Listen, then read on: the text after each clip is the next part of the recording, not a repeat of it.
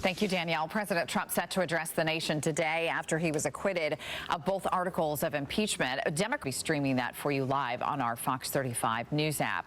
With the tensions surrounding President Trump's third State of the Union address on Tuesday night, that is still mounting this morning.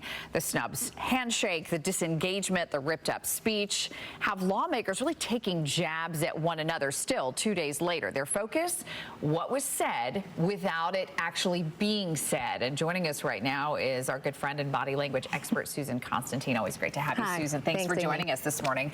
So we want to start with the snubbed handshake. You know, the president walks up, he greets Vice President Mike Pence, and he greets House Speaker Nancy Pelosi, and appears to snub her handshake as she extends her hand. What did you make of that moment? That was what we call a nonverbal cold shoulder. In other words, you could see President Trump look over to the side. He sees her from the distance as she reaches out her hand, and he continues to rotate around. So that is what we call a cold shoulder.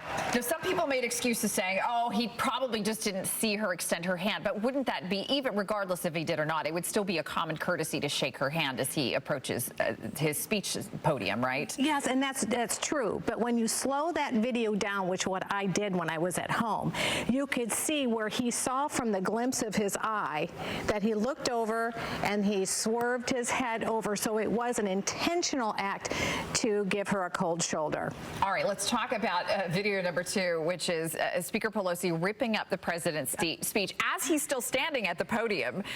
And this was a moment everybody talked about. And now, a couple days into it, we're noticing that she actually had pre-ripped the scripts. There was little tears in the scripts that she had done in advance. What do you make of all that? Well, during his speech, she was percolating the whole entire time. You could see it all in her mouth, especially biting her in her lip, that she was kind of percolating on her anger and scorn. So that little intentional tear was getting prepared for when he was finished to stand up, display, and then tear it in front of everyone, because it was this demonstrative evidence that of her scorn towards President Trump. And she also did this at ear level. Interesting. In view of the whole audience, everyone obviously could see what she was doing. Did you find it odd when you found out that she had done the pre-rips in advance? Because she was, if you noticed, very focused in on the papers on the speech during the entire speech that the president was talking. I'm not surprised, because when I was watching her facial expressions, they were more frozen.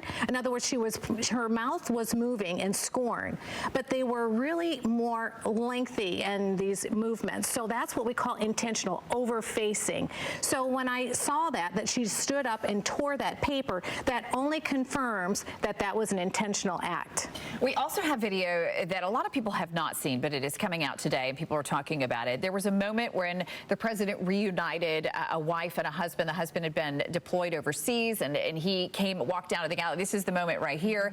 And there was a camera focused on the speaker, but it did not show at the time. And if you can see, everyone is looking up at this special moment, and she is looking down, applauding, but not paying attention to what's actually happening up in the galley. What are your thoughts there? I think she was paying perfect attention, but that was, again, a nonverbal cue that I'm going to disengage, because it's also another way of another slap in President Trump's face. So that disengagement was intentional. There were many moments where folks at home would say, well, that's something that everybody should be happy about, right? Everybody should be, clapping. But if you would look at the audience, you could see that there was definite, kind of stoic, stoned, right? What are your thoughts when you see that going on in a room, and moments when you're like, well, gosh, everybody should sort of be happy about that particular thing? Well, I think it really speaks to her character and her internal thinking and processing. The fact that she couldn't even get beyond her own self to stand up and acknowledge someone in our military, especially the reuniting of that, really speaks to her heart and her soul, which doesn't look favorable on her end. All right. Well, it's going to be an interesting political season. I know you will be watching carefully. Always great to have you. Thank you so much, Susan Constantine, body language expert, for being with us this morning. And we're going to send it over to Danielle.